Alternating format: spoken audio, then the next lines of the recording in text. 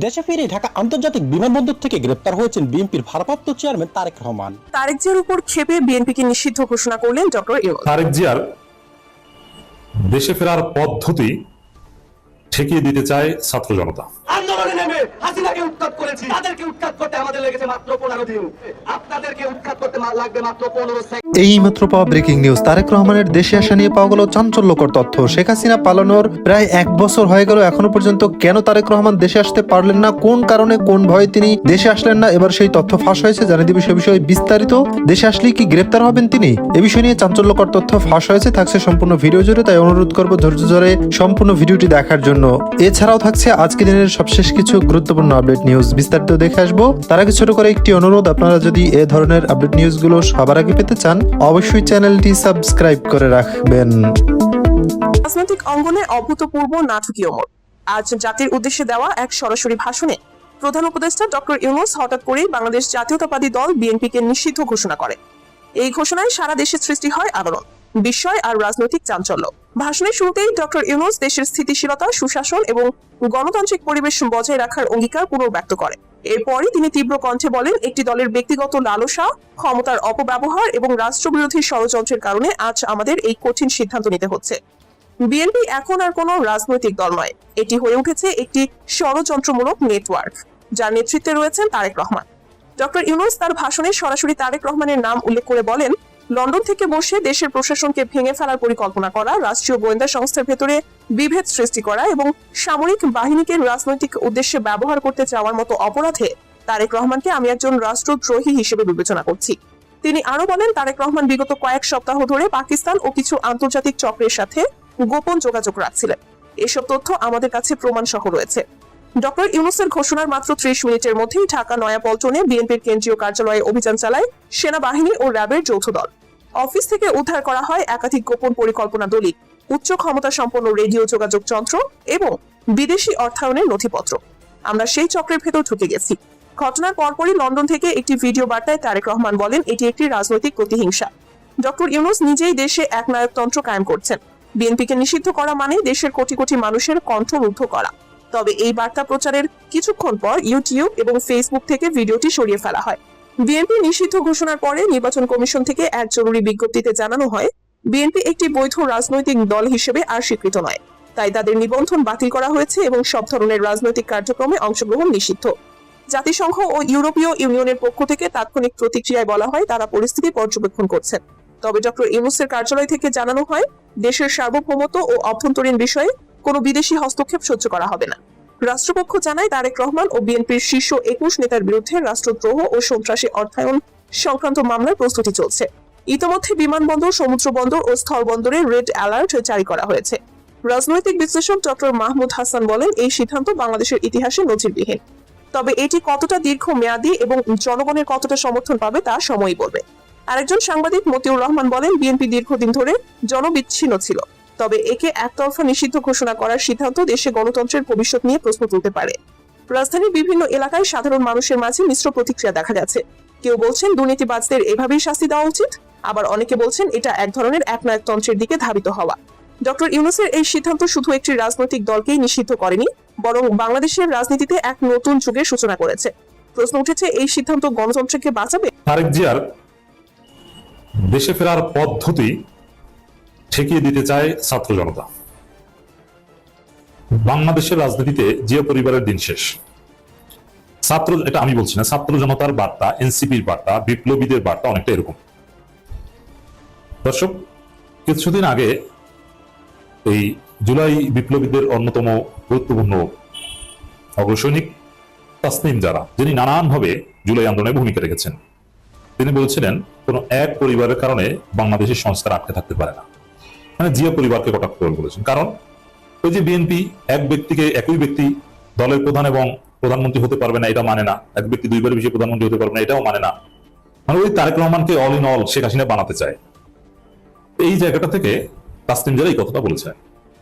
এখন আপনার আব্দুল হান্নান মাসুদের হাজারো সমালোচনা আপনি করতে পারেন, আমিও করি, কিন্তু জুলাই আন্দোলনে আব্দুল হান্নান মাসুদের যে সাহসী ভূমিকা, অসামান্য ভূমিকা, আন্দোলন কিন্তু এক পর্যায়ে থমকে গিয়েছিল। এই আব্দুল হান্নান মাসুদরা এটা টিকিয়ে রেখেছে। এই আব্দুল হান্নান মাসুদের অনেক ভূমিকা ছিল। মূল টিকিয়ে রেখেছে আন্দোলনটা, সরকার পতনের রূপ দিয়েছে শিবিরের 9 দফা, কিন্তু ওইটাই এক্সিকিউট করতে আব্দুল হান্নান মাসুদরাই সামনে ছিলেন, সরাসরি শিবির তার সামনে থাকতে পারেন। তো আব্দুল হান্নান মাসুদ যেভাবে বিভিন্ন জায়গায় অবস্থান করে ভিডিও বার্তা দিয়েছেন, কেউ কেউ আন্দোলন বন্ধের ঘোষণা দিলেও আন্দোলন চালিয়ে যাওয়ার ঘোষণা দিয়েছে আব্দুল হান্নান মাসুদ। আমি প্রত্যেকটা মুহূর্ত অবজার্ভ করতাম, আপনারা দেখেছেন, এবং ভিডিও বানাতাম আর আব্দুল হান্নান মাসুদের বক্তব্য প্রচার করতাম। এবং যেভাবে বেশ কয়েকবার আহত হয়েছেন, প্যান্ট একদম ছিঁড়ে ফেলেছে, এবং যুদ্ধ, আব্দুল হান্নান মাসুদের যুদ্ধ হয় মরি বাঁচি, যুদ্ধ করতে নামছে, যুদ্ধ কোনো পিছনে, কি সাহস এই মাদ্রাসা পড়ুয়া এই ছেলে। আব্দুল হান্নান মাসুদের বক্তব্য অত্যন্ত গুরুত্বের সাথে দেখতে চাই আমরা, কারণ তিনি যে বীরত্ব দেখিয়েছেন এটা বিএনপি জামাত মিলে গত 15 বছরে সেই বীরত্ব দেখাতে পারেন।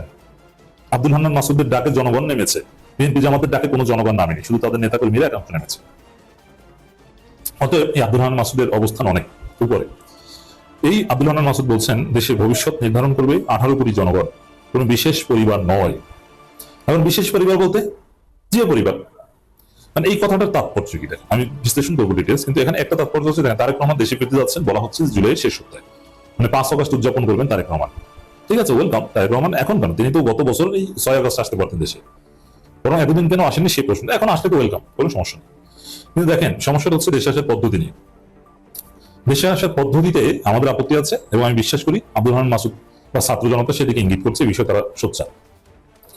যেমন তারেক রহমান দেশে আসার আগে এক বিতর্কিত কলঙ্কজনক লন্ডন বৈঠকের মাধ্যমে প্রফেসর ইউনূস বা এই সরকার তারেক রহমানকে এমন ভাবে উপস্থাপন করেছে তিনি নিশ্চিত নেক্সট প্রাইম মিনিস্টার, এরকম ভাব, এমন ভাবে বৈঠক করেছে, বৈঠকের স্টাইল, তারেক রহমানের বাড়ি থেকে বের হওয়া, হোটেলের সামনে গাড়ি থেকে নামা, এবং ইউনূসের কাছে লোকজন খলিল রহমান কিংবা প্রেস সচিব শফিকুল আলম এরা যেভাবে রিসিভ করেছে, ইউনূস স্যার যেভাবে নিজে একদম গেটের সামনে গিয়েছেন, মানে এটা প্রেজেন্ট প্রাইম মিনিস্টার আর নেক্সট প্রাইম মিনিস্টার মধ্যে মিটিং, এটা স্পষ্ট হয়েছে।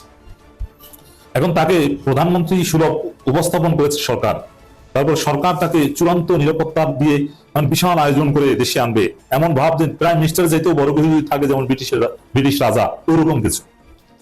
মানে এই পদ্ধতিতে তারেক রহমান দেশে আসবেন, এসে প্রশাসন সব তার কথা চলবে, এরকম একটা বন্দোবস্ত তিনি করে আসছেন। এই পদ্ধতিতে হচ্ছে আপত্তি, এই পদ্ধতি ঠেকাতে হবে। তারেক রহমান দেশে আসবেন একজন পলিটিশিয়ান হিসেবে, অন্য 10 জন মানুষের মতো, সেই পদ্ধতি নিশ্চিত করে তারপরে দেশে আসেন। যদিও আমি আগেও বলেছি তারেক রহমান দেশে আসার মূল থিওরি হচ্ছে যে তিনি নিশ্চিত জিতবেন, এই নিশ্চয়তা পেয়ে আসছেন, তার আগে তিনি আসতেন না। এবং যদি জুলাই শেষ সপ্তাহে না আসেন তাহলে বুঝবেন যে 100% নিশ্চিত হননি।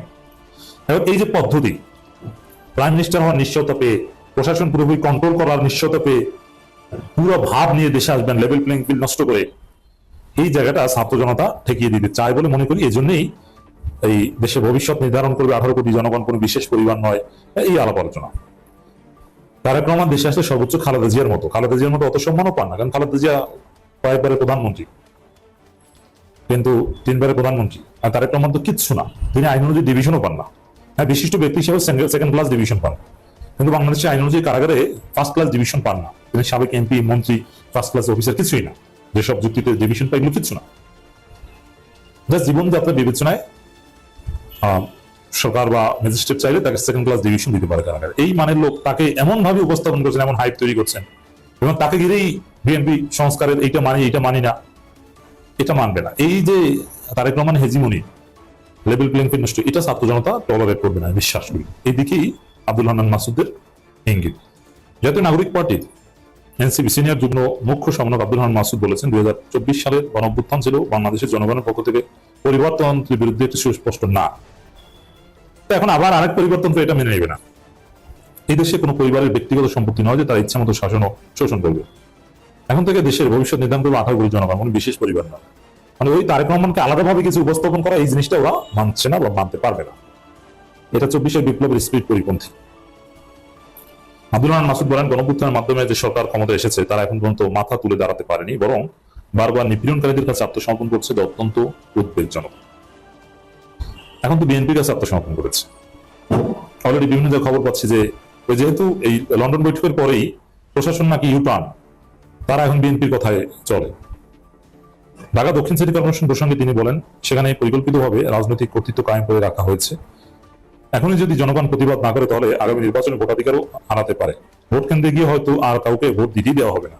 হ্যাঁ, বিএনপি সেটা করবে, কিন্তু মজার বিষয় হচ্ছে এরকম কোনো ঘটনা ঘটলে সেই নির্বাচন এট এনি কস্ট বাতিল ঘোষণা করাতে হবে। এটা করবে ছাত্র জনতা, জামাত, সবাই মিলে। অতএব এই বিএনপির এই প্রত্যাশা পূরণ হবে না। ইশরাকের ওই ঘটনার দিকে ইঙ্গিত করেছে, ইশরাক যে ফেসিস্ট আচরণ করেছে, যে ফেসিবাদী মানসিকতার বহিঃপ্রকাশ ঘটিয়েছে নিজেকে মাননীয় মেয়র, সরকার একটু ভয় দেখিয়েছে, বলছে যে স্থানীয় সরকার নির্বাচন, আর ইশরাক দৌড় দিয়ে ঘরে ঢুকে গিয়েছে। তার কয়েকটা প্রোগ্রাম ছিল নগর ভবনে, সেই প্রোগ্রামে আসেনি, কারণ নির্বাচন দিলেই তো শেষ, ওরা ধরা পড়বে, ওরা নির্বাচন তো ভয় পায়। তো দর্শক, তারেক রহমানের কর্তৃত্ব বা এই পরিবারতন্ত্র, জিয়া পরিবারের দিন, এটা নেই, এটা বাংলাদেশের জনগণ, তরুণ প্রজন্ম অ্যাটলিস্ট মানবে না, জেনজি ভোটাররা এগুলো মানবে না।